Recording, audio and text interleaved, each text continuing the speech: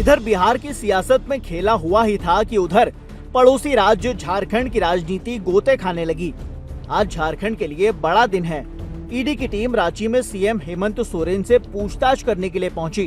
फिलहाल रांची में सीएम आवास के बाहर सुरक्षा कड़ी कर दी गई है। सोरेन के बंगले पर राजभवन, यहां तक कि ईडी कार्यालय के 100 मीटर के आसपास के इलाके में सीआरपीसी की धारा 144 लागू की गई है। ऐसा इसीलिए क्योंकि सत्तारूढ़ झारखंड मुक्ति मोर्चा ने ईडी की कार्रवाई के विरोध की पूरी तैयारी की है। यही वजह है कि पुलिस ने किसी भी प्रकार के धरना प्रदर्शन पर रोक लगा दी है। हालांकि फिलहाल ईडी की टीम सीएम हेमंत सोरेन से पूछताछ कर रही है। उधर झारखंड के पड़ोसी राज्य बिहार के सीएम नीतीश कुमार से जब पत्रकारों ने हेमंत सोरेन को लेकर सवाल किया तो सुनिए नीतीश बाबू ने क्या जवाब दिया। कहाँ क्या हो रहा है वो तो आप लोग जानते हैं, किन पर क्या आरोप है और जांच हो रही है और उनका जवाब क्या है और इस पर क्या हो सकता है, क्या होगा, ये तो उसी समय जो भी न्यूज आता है तो देखते हैं। इसके अलावा तो हमको और कोई जानकारी है नहीं। व्यक्तिगत रूप से न हमने कभी पूछा है न किसी ने बताया है, इसलिए हम जानते नहीं, उस विषय पर नहीं करना।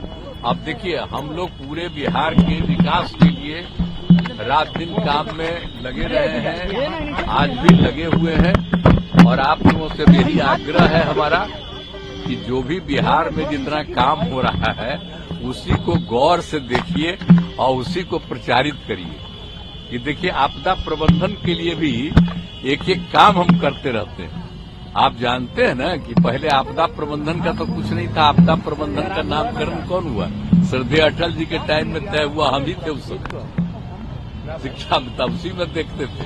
अब बाद में अलग हुआ और फिर यहाँ पर आए और आप जानते ही न है कि कितना ज्यादा डील 7 में क्या हुआ था 2007 में, और उसी समय से कितना ज्यादा चारों तरफ किए और कितना एक एक चीज पर ध्यान देते हैं, लोगों को जानकारी भी देते हैं।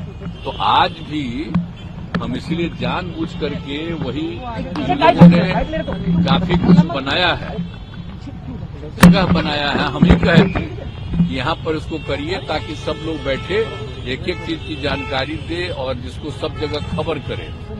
तो ये दोनों तरफ आपदा प्रबंधन विभाग का, आपदा प्रबंधन प्राधिकरण का, तो ये दोनों का सब काम देखने के लिए हम आए थे, वही हम देखने गए। तो हमारा तो काम रात दिन यही है, हमारा कोई दूसरा काम है।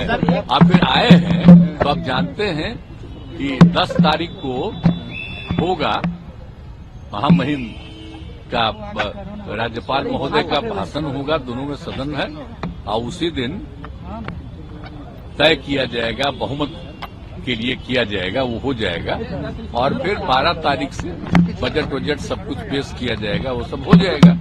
तो अब यही चीज है, उसी में लगे हुए हैं। लेकिन सबका जो अभी लोगों का है और एक्सपेंशन हो जाएगा।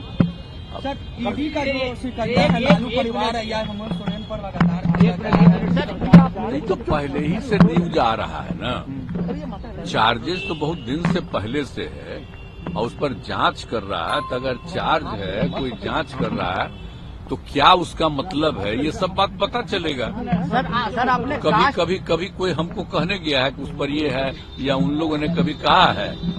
इसीलिए तो जो कुछ भी आप ही लोगों के द्वारा न्यूज छपता है तो उसी के द्वारा जांच हो रहा है।